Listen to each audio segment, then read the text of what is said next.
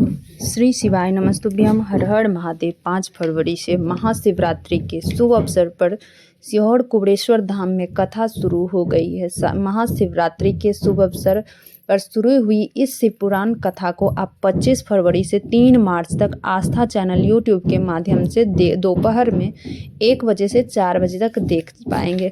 सीहोर कुबेरेश्वर धाम के इस भव्य रुद्राक्ष महोत्सव में रुद्राक्ष भी अभिमंत्रित किया जा रहा है, जो पूरे साल फ्री में बांटे जाते हैं। अभी रुद्राक्ष वितरण बंद है। आज की कथा में गुरुजी बिल्कुल नए उपाय की जानकारी दिए हैं। सभी की जानकारी आपको इसी छोटी सी वीडियो के माध्यम से प्राप्त होने वाली है। अगर स्वप्न में भी आपको निगेटिव बातें आती है, चीज़ें दिखाई देती है, सर्प दिखाई दे, या मन में हमेशा निगेटिव थिंकिंग आती है कि मेरे बच्चे या पति या किसी के द्वारा बाहर निकले हैं तो कुछ भी हो गया है, तो अगर ऐसी बातें मन में विचार आते हैं तो उसके लिए गुरुजी उपाय बताए हैं। आज कथा का 5वां दिन पूर्ण हो चुका है। 7 दिवसीय ये कथा है। पूरे कथा का रसतत्व तो आपको इसी छोटी सी वीडियो के माध्यम से प्राप्त होने वाली। अगर आज की कथा आप लोग नहीं सुन पाए हैं किन्हीं कारणवश, तो पूरे कथा का रसतत्व तो आपको इस छोटे से वीडियो के माध्यम से प्राप्त होने वाली। आज की कथा में गुरुजी पत्र उपयोगी सहित 10 जानकारियाँ दिए हैं। सभी की जानकारियाँ आपको इसी वीडियो के माध्यम से आसान भाषा में हम समझाने की कोशिश करेंगे। वीडियो के माध्यम से अगर आप लोग सीहोर कुबेरेश्वर धाम नए गए हैं तो आप दर्शन रुद्राक्ष महोत्सव का कर सकते हैं। तो बढ़ते हैं आज की कथा की पहली जानकारी की ओर। आज कथा शुरू होते ही गुरुजी बोले, आज देवताओं को भी आप लोगों से ईर्ष्या हो रही होगी। आप लोग धन उधार ले सकते हो, कपड़े, जेवर, प्रॉपर्टी, मकान, सब कुछ उधार ले सकते हो, पर एक ऐसी चीज़ है जो उधार नहीं ले सकते हो, और वो है पुण्य। आप सब कुछ उधार ले सकते हो, पर आप पुण्य उधार नहीं ले सकते हो। कोई दूसरा नहीं दे सकता है पुण्य। अगर किसी के मरने पर भी एकादशी अगर दी जाती है तो गिनकर 1 या 4 ज़्यादा नहीं दिए चली जाए। पुण्य उधार ना तो मिलता है, ना ही लिया जा सकता है। पुण्य खुद कमाना पड़ता है। अब पुण्य कमाए कैसे जाता है? भगवान के मंदिर में या घर में दिए लगाना, श्रृंगार करना, जल चढ़ाना, पूजा अर्चना करना, वो पुण्य नहीं हुआ, वो तो सेवा हुआ। किसी भी भूखे को भोजन कराना, जो शिक्षा के अधीन है उसे शिक्षा देना, किसी का आप अगर उपकार कर रहे हो तो उसे पुण्य कमाना कहते हैं। बढ़ते हैं आज की कथा की दूसरी जानकारी की ओर। आज गुरुजी बोले, मैं अपने खिड़की से देख रहा था कि एक बहन अपने 2 बच्चों को साथ में लेके बैठी थी। मैं खिड़की से देख रहा था। वो बहन एक पानी की बोतल लेके आई। फिर उसका बच्चा बोला, माँ, गुरुजी बोलते हैं किसी का मुख जूठन कराने से जो भगवान के पास जो मांगते हो तो भगवान वो पूर्ण करते हैं, तो आप दूसरा बोतल लेके आ जाओ। बहन एक और बोतल लेके आई। गुरुजी बोले, मेरे बोलने पे आप लोगों को विश्वास नहीं करोगे कि ये क्या सत्य है। जैसे ही वो बहन बोतल लेके आई तो पहुंची एक बूढ़ी माँ वहाँ पे, सफ़ेद बाल, क्रीम कलर की साड़ी पहनी हुई। उस बहन से बोली, मुझे बहुत प्यास लगी है, थोड़ी पानी पिला दो। जिसकी जितनी सामर्थ्यता हो वो सेवा में लग जाओ। और अभी कुबेरेश्वर धाम में जिसकी जैसी सामर्थ्यता है, पोहा उपमा जिसको जो बन रहा है, सेवा में लगा हुआ है, वो पुण्य कमाना कहलाता है। बढ़ते हैं आज की कथा की तीसरी जानकारी की ओर। शिवजी ने आज फुलेरा दूज के दिन 3 चीज़ें धारण किए हैं। पहले नंबर पर जब मंथन हुआ था तो राहु देवताओं के साथ बैठ गया था। देवताओं के संग बैठने से वो अमर हो गया था। राहु केतु इसलिए पुण्य करने वाले के साथ पकड़ने से आपको भी पुण्य प्राप्त हो सकता है। संग तो आप पकड़िए। तो पहले नंबर के जो है राहु केतु सोचा अब कि कहाँ जाए, तो शिवजी के शरण में एक धतूरा लेके गए थे।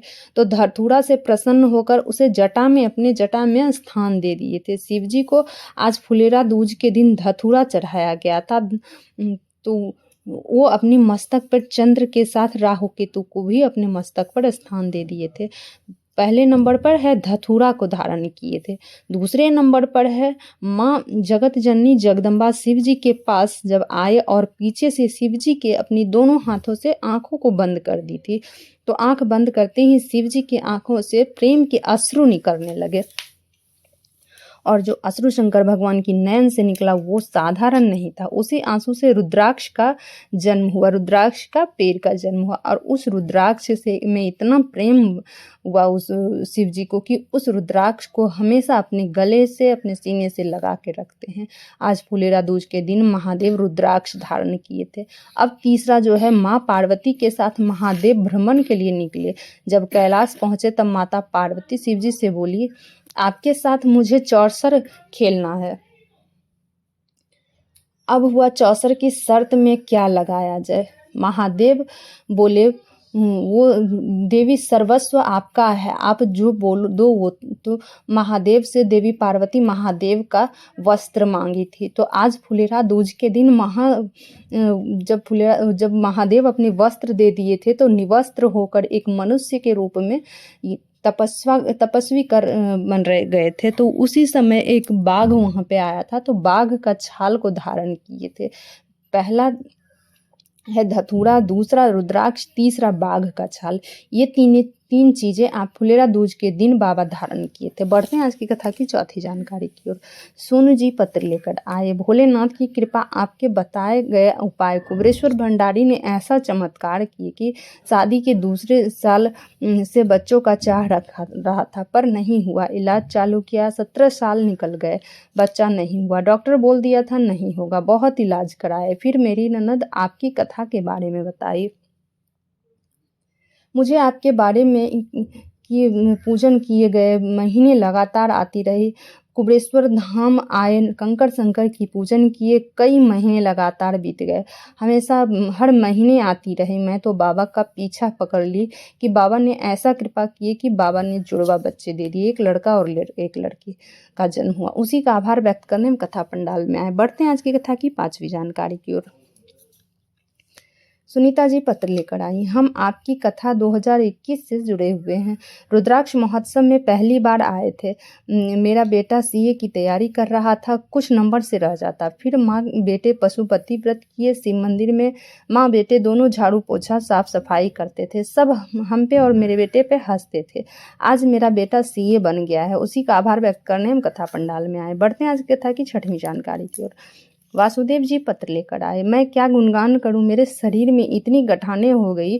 जांच में पता चला कैंसर हो गया था, अंत समय था। फिर ऑपरेशन कराई, फिर कैंसर हो गया। फिर दिखाने गए तो हॉस्पिटल में झाड़ू पोछा लगाने वाली आपकी कथा के बारे में बताई। मुझे विश्वास नहीं था कि एक लोटा जल ने मेरी जिंदगी बदल दी। महादेव की कृपा से आज यहाँ आई हूँ। उसी का आभार व्यक्त करने में कथा पंडाल में आए हैं। बढ़ते हैं आज की कथा की सातवीं जानकारी की ओर। कमला जी पत्र लेकर आए। 10 साल मेरे घर बच्चे नहीं थे। डॉक्टर बोल दिया बच्चा नहीं होगा। 4 बार पशुपति व्रत किए। फिर हर महीने कुबेरेश्वर धाम कंकर शंकर की पूजन करने जाती थी। महीने में 2 बार जाती थी, 15 दिन में जाती थी। 10 साल बाद बाबा ने मेरे घर संतान दिए हैं। उसी का आभार व्यक्त करने में कथा पंडाल में आए। बढ़ते हैं आज की कथा की अगली जानकारी की ओर। राधिका जी पत्र लेकर आए। गुरुजी मेरे 2 पोते हैं जो पढ़ने में ठीक हैं, मेहनत भी करते हैं, पर दोनों की नौकरी नहीं हो पा रही है थी।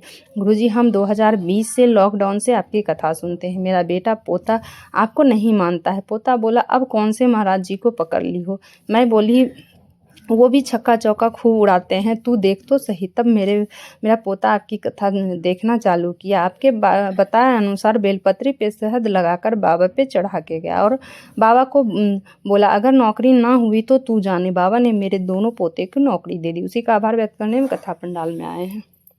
बढ़ते हैं आज की कथा की 10वीं जानकारी की। अगर आपके स्वप्न में गलत विचार आ रहे हैं, स्वप्न में गलत चीज़ें दिखाई दे रही हैं, आपके स्वप्न में या मन में कोई गलत विचार आ रहा है कि मेरे बेटे बाहर गए हैं, उसका ये एक्सीडेंट हो गया, मेरे पति के साथ कुछ गलत चीज़ बातें हो गई है, गलत चीज़ें हो गई, अगर इस तरह के मन में कोई विचार आए तो आपको करना क्या है, 1 चावल लेना है। 1 चावल और 1 दुर्वा, मात्र 1 चावल का दाना और 1 दुर्वा।